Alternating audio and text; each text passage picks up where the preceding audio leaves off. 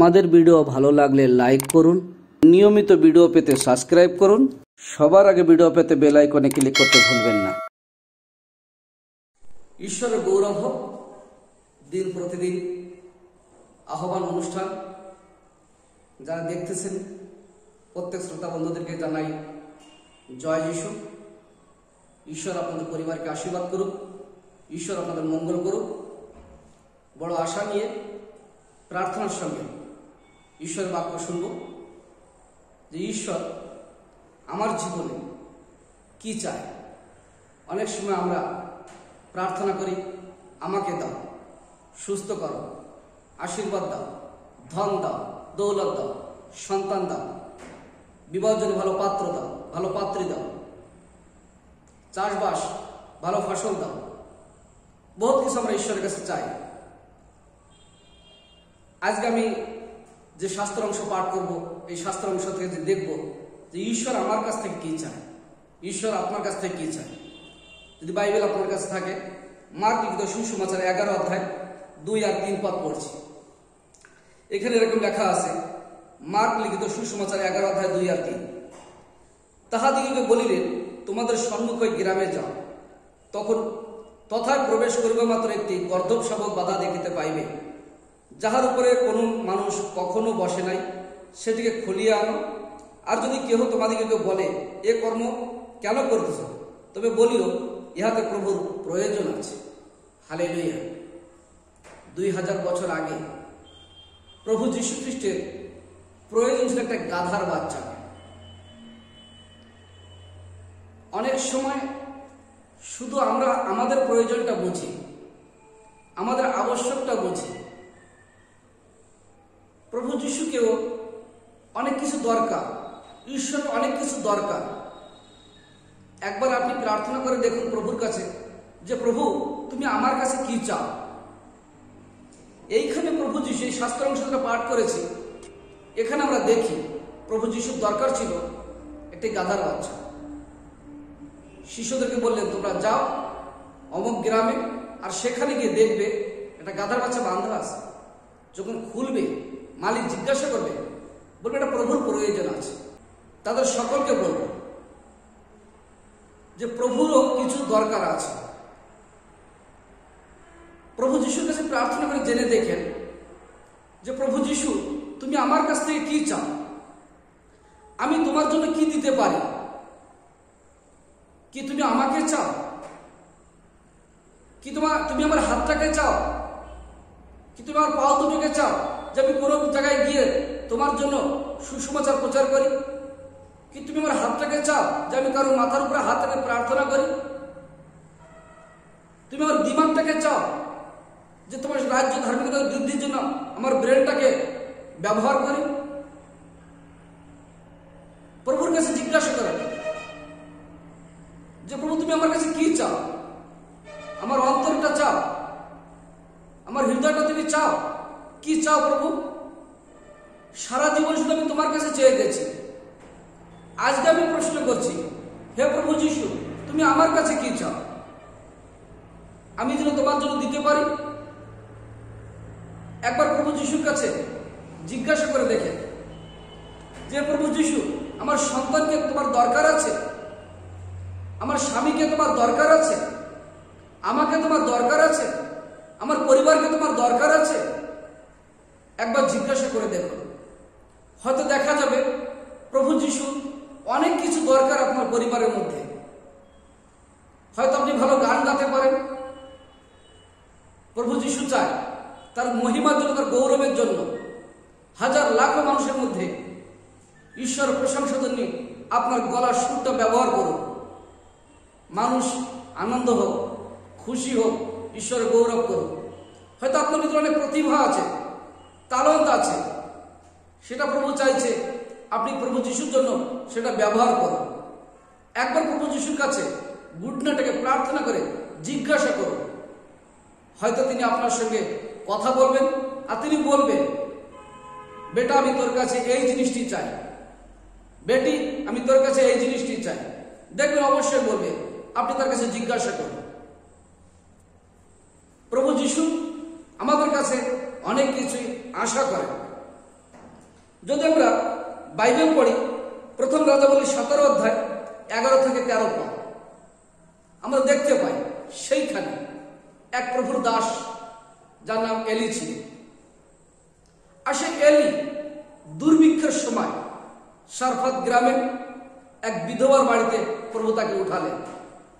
বিধবা কাঠ কুড়াচ্ছিল, যে তার ভাঁড়ে কিছু আটা আছে আর একটু তেলের ভাঁড়ে তেল আছে।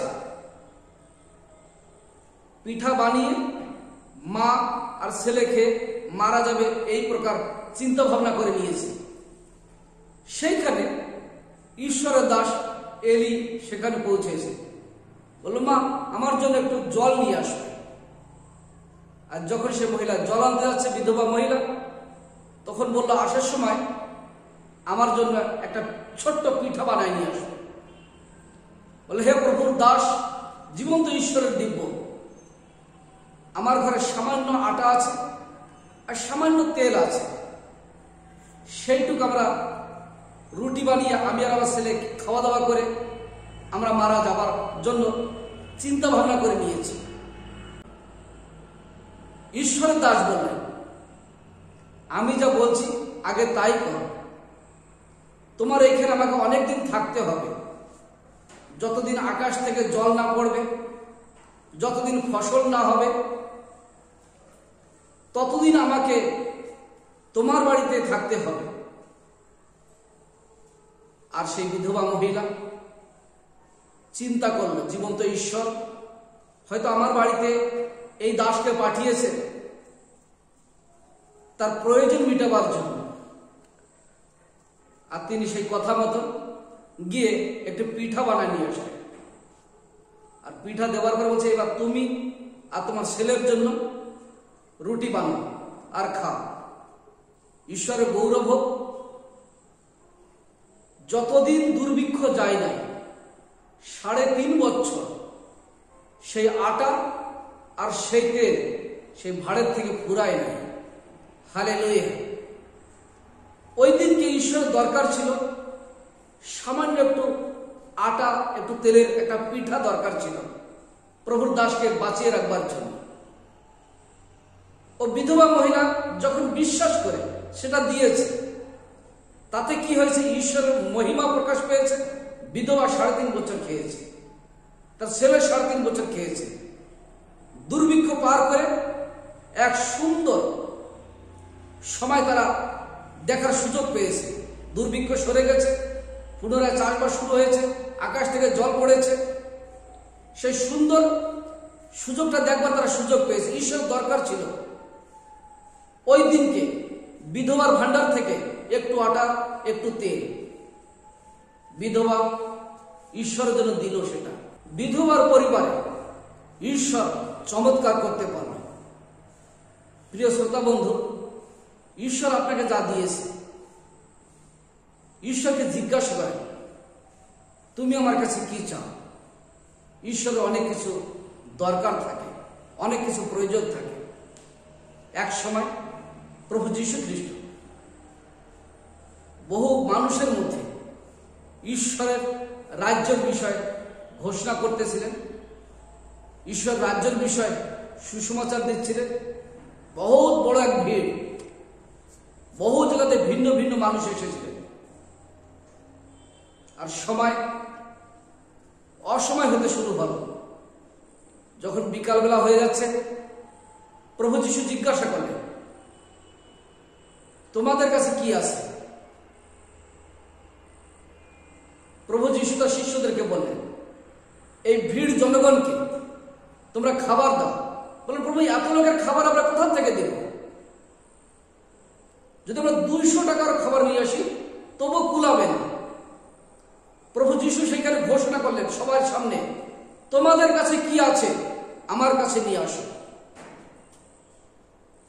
হয়তো যারা এসেছিল তাদের অনেকের কাছে খাবার ছিল, কারণ সেখানে সকাল থেকে আরাধনা হচ্ছিল, বেলা শেষ হতে শুরু হয়েছিল। সেখানে একটা ছোট্ট বালক প্রভু যীশুর কাছে এসে বললেন, প্রভু আমার কাছে 5টা রুটি 2টো মাছ আছে, প্রভু যিশুর হাতে তুলে দিলে। যোহন লিখিত সুসমাচার যখন 6 অধ্যায় 9 থেকে 13 পদ পড়ি আমরা, সেখানে আমরা দেখতে পাই সে বালক যখন 5টা রুটি 2টো মাছ প্রভু যিশুর কাছে দিয়েছে, প্রভু যিশু সেই 5টা রুটি আর 2টো মাছকে ধন্যবাদ দিয়ে শিষ্যদেরকে বললেন 50 জন করে বসিয়ে দাও। শিষ্যরা সেই প্রকার বললেন, আর সেই রুটি আর সেই মাছ সকলকে যখন দেওয়া শুরু করেছে, মানুষ খাচ্ছে, কমছে না, বাড়ছে আর বাড়ছে। চিন্তা করে দেখেন সেই বালকটি কি ভাবতেছিল যে ঈশ্বর তো মহান, আমার সামান্য 5টা রুটি আর 2টো মাছ হাজার হাজার লোককে খেতে সাহায্য করছে। ওই বালকের মা হয়তো বালকে 5টা রুটি দিয়েছিল আর 2টো মাছ দিয়েছিল, যে যাচ্ছিস বাবা ওইখানে, যখন যিশুর বাক্য শেষ হবে কোনো একটা গাছতলায় বসে রুটি খেয়ে নিবি, মাছ খেয়ে নিবি, তারপর তুই বাড়িতে আসবি। মা হয়তো বুঝিয়ে শিখিয়ে বালককে পাঠিয়েছে এক প্রার্থনা সভায়। কিন্তু প্রভু যিশু ঘোষণা করলেন, তোমাদের কাছে কি আছে আমার দরকার নিয়ে আসো। বালক রুটিগুলো নিয়ে গেলেন, মাত্র 5টা রুটি, মাত্র 2টো মাছ। বাইবেল বলে শিশু নারী ছাড়া, শিশু এবং নারী ছাড়া পুরুষ 5000 বেশি খেয়েছে, 5000 পুরুষ খেয়েছে। যদি সেই সময় অনুসারে একটা অনুমান করা হয়, স্ত্রী এবং সন্তান অর্থাৎ শিশু পুরুষ হয়তো 20-25 হাজার লোক খেয়েছে মাত্র 5টা রুটি 2টো মাছে।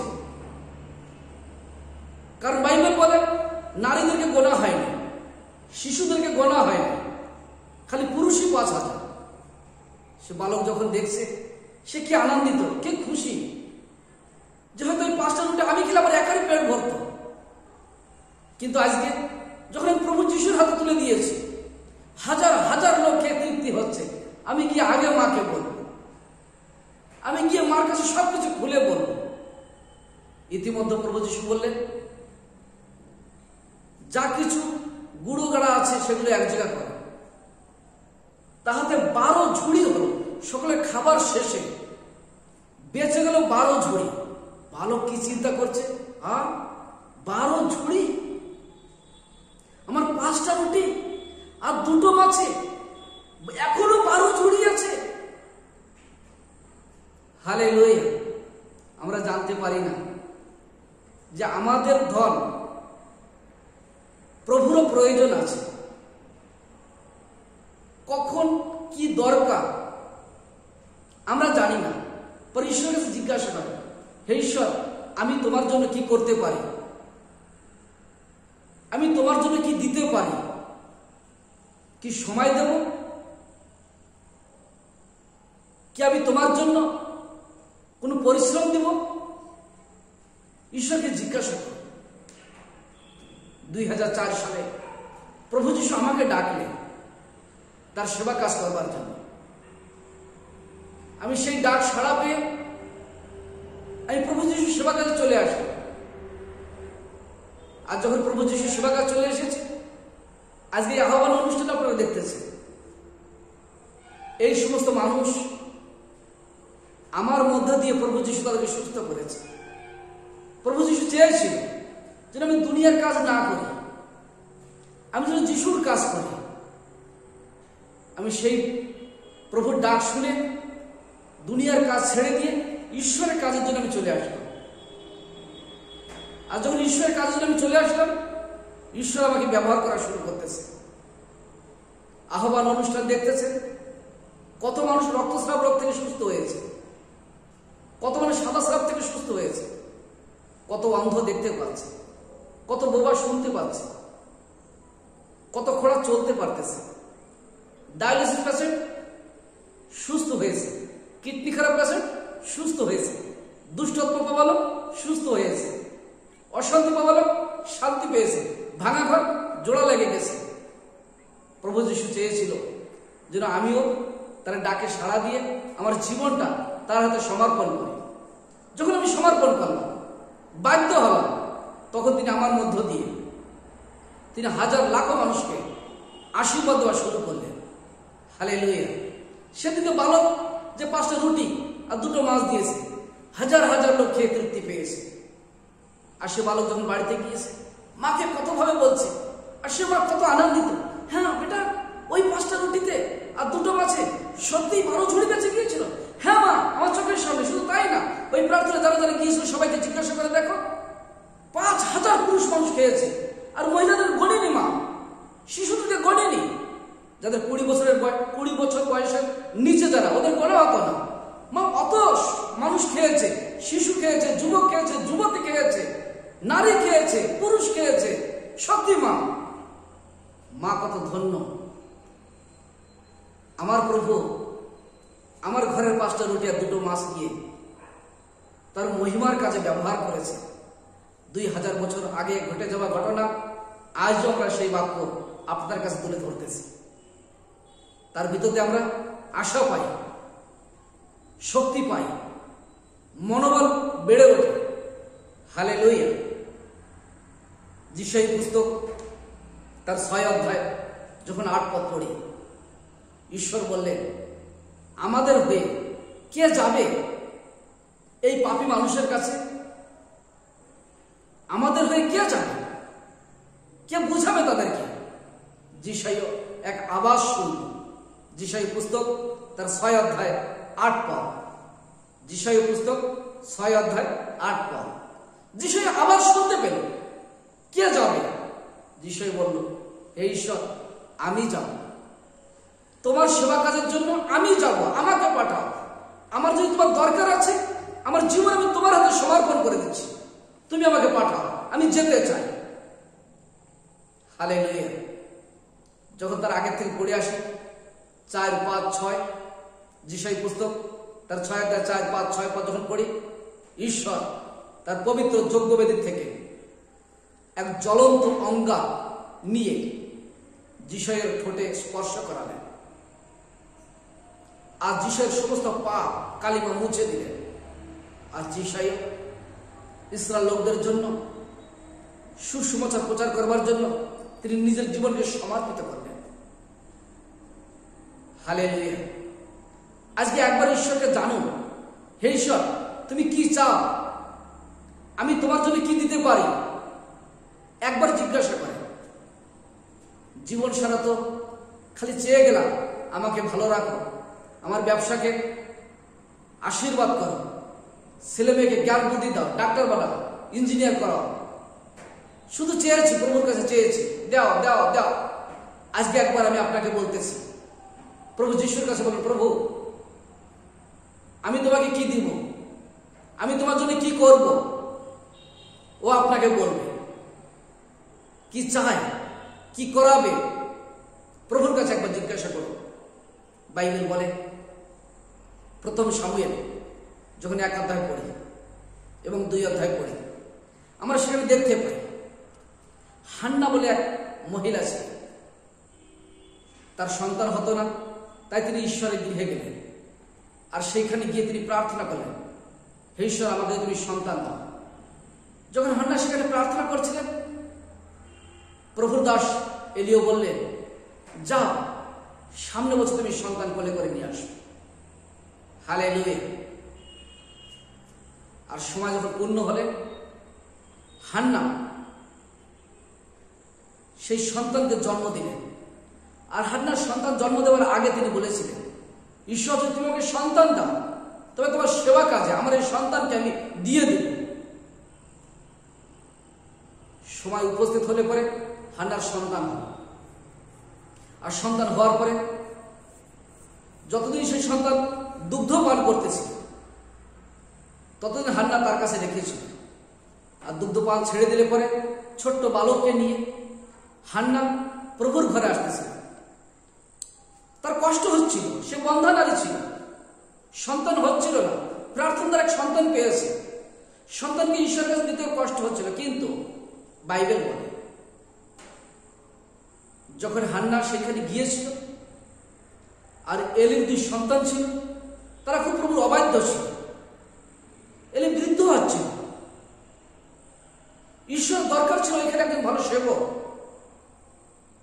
এলির সন্তানরা খুব অবাধ্য ছিল, নারীদের প্রতি অত্যাচার করত। যজ্ঞবেদীতে যখন কোনো মাংস পাক করা হতো সেখানে খুব সে অবাধ্য হতো, প্রভুর যজ্ঞবেদীকে অশুচি করত। হান্না দেখল, হান্না ভাবল সেবা কাজ এইভাবে হতে পারে না। যদি ঈশ্বর তুমি আমাকে সন্তান দাও, আমি প্রতিজ্ঞা করছি তোমার ঘরে এসে আমার সন্তানকে আমি দিয়ে যাব। ঈশ্বর হান্নার ডাক শুনল, আর সময় উপস্থিত হলে হান্নার সন্তান হলো, আর সন্তানকে নিয়ে হান্না প্রভুকে দান করে দিলেন। সে সন্তান যখন বড় হয়েছে, দাউদের মাথায় তেল ঢেলেছে, তো দাউদ রাজাও হয়ে গেছে। যার মাথায় তেল ঢেলেছে অভিষেক পেয়েছে, প্রভুর লোকদের জন্য আশীর্বাদের আকার হয়েছে। হাজার লাখ লোক তার কাছে প্রার্থনা করাইছে, তারা আশীর্বাদ পেয়েছে, শান্তি পেয়েছে। হান্না সেদিনকে তার সন্তান দিয়ে দিয়েছিল, ফলে ঈশ্বর তাকে আরো সন্তান দিয়েছিল। একবার এই বাক্য যারা শুনতেছেন, ঈশ্বরের কাছে বলুন, প্রভু তুমি আমার কাছে কি চাও? কি চাও তুমি আমার কাছে? আমার মুখটাকে তুমি চাও, আমার চোখটাকে তুমি চাও, আমার কানটাকে তুমি চাও, আমার হাতটাকে তুমি চাও, আমার ব্রেনটাকে তুমি চাও, আমার হৃদয়টাকে তুমি চাও, আমার পাওয়াটাকে তুমি চাও। কি চাও প্রভু? তুমি বলো, আমি তাই দিতে রাজি আছি। কি তুমি আমার ধন চাও, আমার দৌলত চাও, আমার ঘর চাও, আমার বাড়ি চাও? কি চাও প্রভু? এই ঈশ্বর আমি তোমার জন্য কি দিতে পারি? কি প্রয়োজন আজকে তোমার? আমাকে বলো প্রভু। ও বলবে, ওর অনেক কিছু দরকার আছে, প্রার্থনা করে ওর দরকার। হালেলুয়া।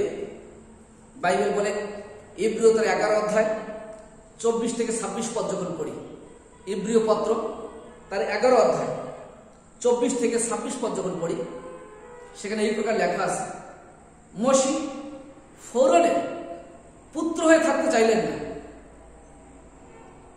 যদিও তিনি মিশর দেশে ফরৌনের পুত্র হয়ে বড় হয়েছে, সুখভোগ পাচ্ছেন।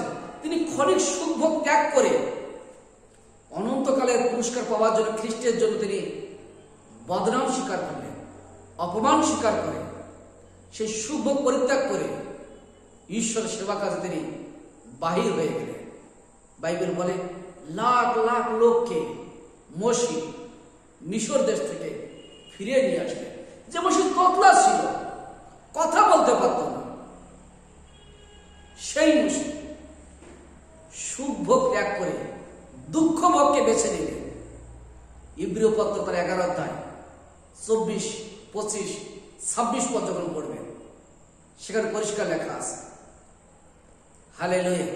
ক্ষণিক সুখভোগের থেকে অনন্তকাল যদি সুখ পাই, পুরস্কার পাই, সেটাই বেছে নেওয়া আমাদের দরকার।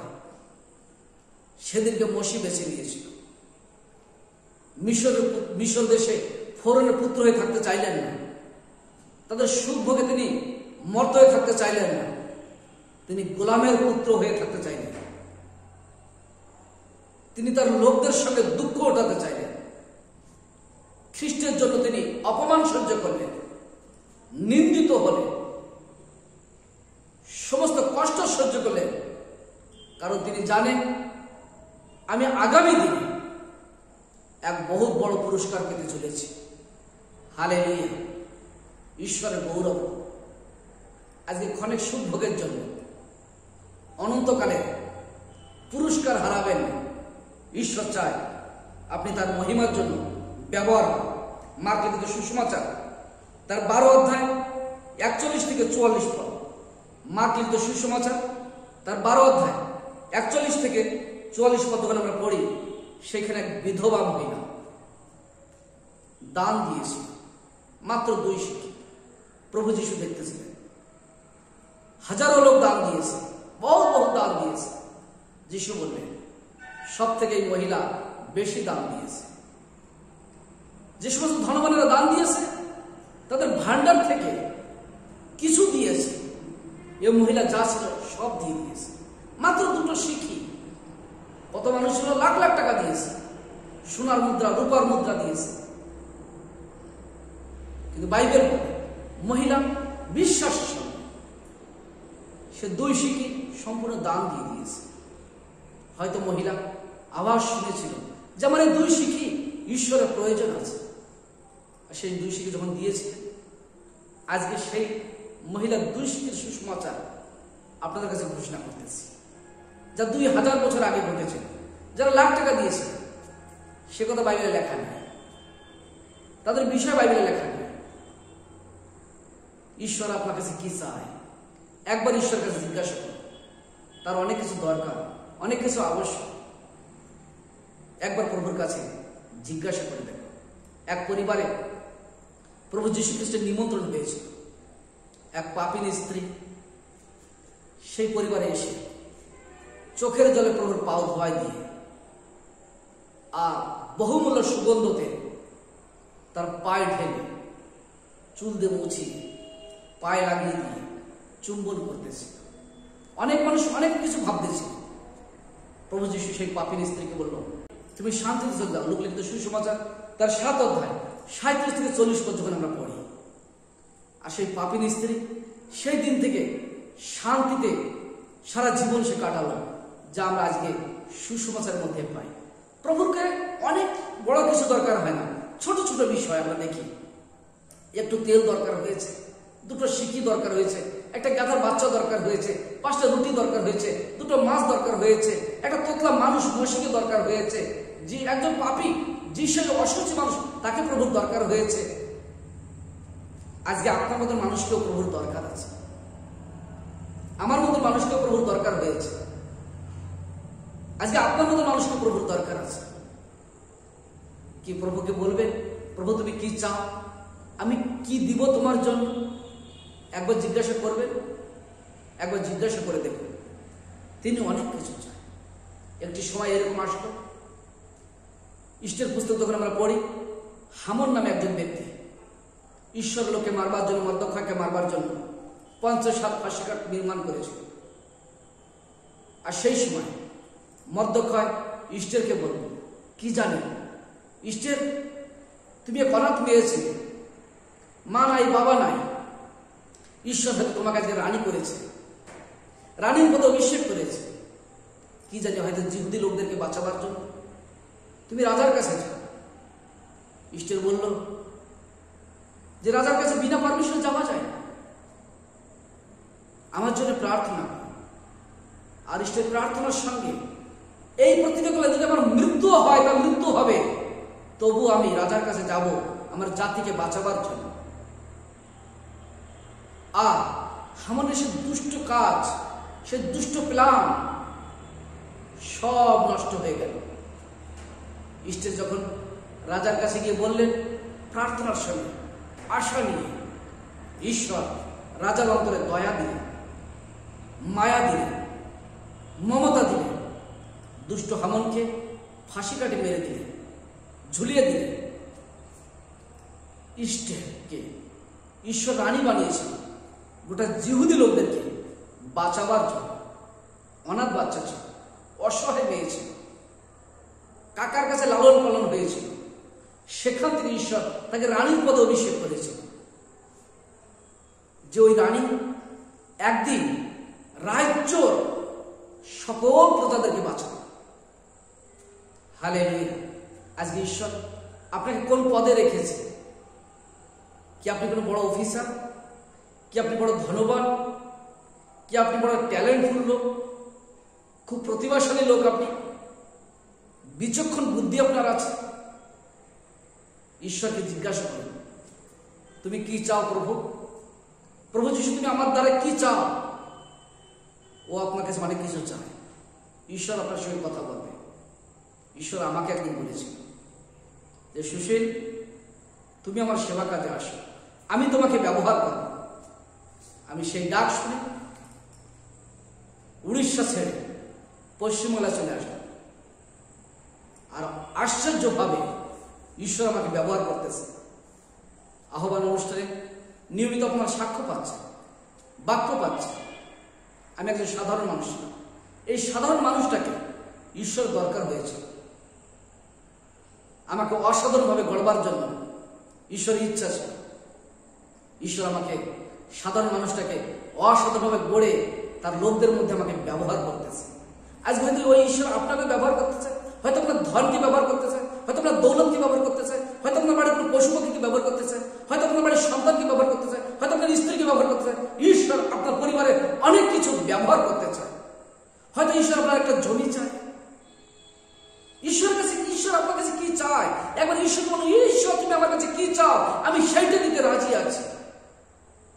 বাইবেলে আমরা দেখি ঈশ্বর যাদের কাছে চেয়েছিল খুব সামান্য জিনিস, পরে সেই সামান্য জিনিসগুলো বড় বড় কাজে ব্যবহার হয়েছে। প্রথমে আমি বললাম একটু প্রভু দাসের জন্য একটু আটা একটু তেলের একটা পিঠা দরকার হয়েছে। আমি আরো বললাম এক বালকের কাছ থেকে 5টা রুটি 2টো মাছ দরকার হয়েছিল যিশু। এক পরিবার থেকে একটি গাধার বাচ্চাও দরকার হয়েছিল প্রভু যিশু। আমরা দেখি এক তোতলা মানুষ মশিকে দরকার হয়েছিল ঈশ্বরের, মিশর দেশ থেকে ইসরায়েল লোকদেরকে বাহির করে আনবার জন্য। জিহুদি লোকদেরকে বাঁচাবার জন্য এক অনাথ মেয়েকে ঈশ্বর আগে থেকে রানী করে রেখেছিল, যে জিহুদি লোকদেরকে বাঁচাবে এক অনাথ মেয়ের দরকার হয়েছে। প্রিয় শ্রোতা বন্ধু, আহ্বান অনুষ্ঠান যারা দেখতেছে, আমি জিজ্ঞাসা করছি প্রভুর কাছে, আপনি প্রার্থনা করেন, প্রভু তুমি কি চাও আমার কাছে? একটা ছোট্ট বালকের প্রভু দরকার ছিল। হান্না সেই সন্তানকে জন্ম দিলেন সামুয়েল, আর তাকে প্রভুর ভান্ডারে দান করে দিলেন। এক পাপীর স্ত্রীর কাছ থেকে একটি সুগন্ধ তেল প্রভুর দরকার ছিল। যদিও তিনি সবকিছুর মালিক, বিশ্বব্রহ্মাণ্ডে সবকিছু তার আছে, তিনি আমাদের কাছে অনেক সময় আশা করেন আমাদের দেওয়ার মতো মন আছে। বাইবেল বলে যখন আমার নামে তোমরা কোনো অসহায় মানুষকে খাওয়াও, তখন সেটা আমার প্রতি করা হয়। যখন কোনো কারাগারের মধ্যে থাকা লোকদেরকে তোমরা মুক্ত করো, তখন সেটা আমার জন্য করা হয়।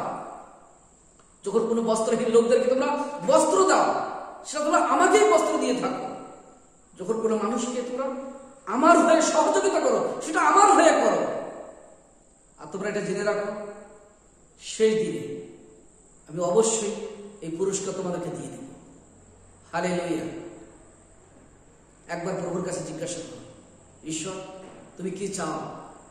সারা জীবন আমি চেয়েছি আমার ছেলেকে আশীর্বাদ করো, মেয়েকে আশীর্বাদ করো, মাকে ভালো রাখো, বাবাকে ভালো রাখো, স্বামী স্ত্রীকে ভালো রাখো, ধন দাও, দৌলত দাও, পশু দাও, পাখি দাও, ব্যবসা বাণিজ্য উন্নত দাও, চাকরি দাও, সবকিছু চেয়েছি। আজকে আমি জিজ্ঞাসা করছি, হে আমার ঈশ্বর, আমি তোমার জন্য কি দেব? আমি তোমার জন্য কি করব? তুমি আমার কাছে কি চাও আমি তোমাকে দিতে পারি? যদি আপনি আমার এই বাক্য শুনে ভাবে যে প্রভু আমার কাছে কি চায়, তাহলে আপনি প্রার্থনা করতে পারেন। 2004 সালে প্রভু যিশু আমাকে চেয়েছিল তুমি আমার সেবা কাজ করো, আমি চলে এসেছি। আজকে প্রভু যিশুর কাছে আপনি জিজ্ঞাসা করেন, কি যিশু আমার হাতটা তুমি সেবা কাজে ব্যবহার করতে চাও? আমার মুখটা তোমার সেবা কাজে ব্যবহার করতে চাও? আমার ব্রেনটা তোমার সেবা কাজে ব্যবহার করতে চাও? আমার বাচ্চাকে ব্যবহার করতে চাও? আমার স্ত্রীকে ব্যবহার করতে চাও? আমার ভাইকে ব্যবহার করতে চাও? আমাকে ব্যবহার করতে চাও? কি তুমি বলছো আমি চাকরি ছেড়ে দেই? কি তুমি বলছো আমি ব্যবসা ছেড়ে দেই? তুমি কি বলতে চাইছো, কি চাইছো? একবার ঈশ্বরের কাছে আপনি জানুন, ঈশ্বর আপনার সঙ্গে কথা বলবে। আসুন প্রার্থনা করি।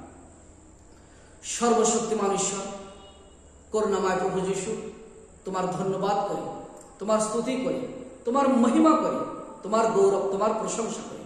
আজকে যারা এই বাক্য শুনছে আহ্বান অনুষ্ঠানের মধ্যে দিয়ে যথাযথ তোমার কাছে জিজ্ঞাসা করছে, প্রভু তোমার কি দরকার আছে, তুমি তাদের সকলের সঙ্গে কথা বলো, তোমার কি দরকার? প্রভু যিশু সকলের সঙ্গে তুমি কথা বলো, আর তারা যেন তোমার জন্য তা দিতে পারে, আর তাহার মধ্যে দিয়ে তোমার মহিমা তুমি প্রকাশ করো। যেমন সে 5টা রুটি 2টো মাছে তোমার মহিমা প্রকাশ করেছে, তোমার গৌরব প্রকাশ করেছে, আশ্চর্য কাজ দেখিয়েছে।